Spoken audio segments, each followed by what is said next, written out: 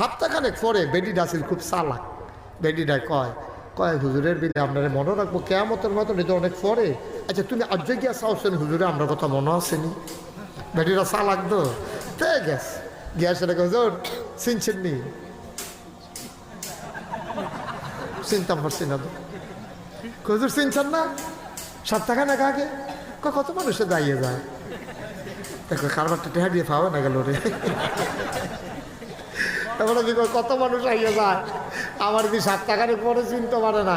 তো তে আবার কইছে হুজুর কসকিচ্ছার লুটটা না আর ফরেও চিনে না, এর ফরেও চিনে না।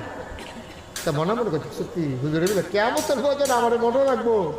7 টাকা ভাড়িল না আমার কথা বুঝলা লইলে 500 টাকা লুটটা আমার মতো মানুষে দিলাম, গরিব মানুষ। তারপরে আমারে বুঝলালা তো হুজুর চিনছেন না?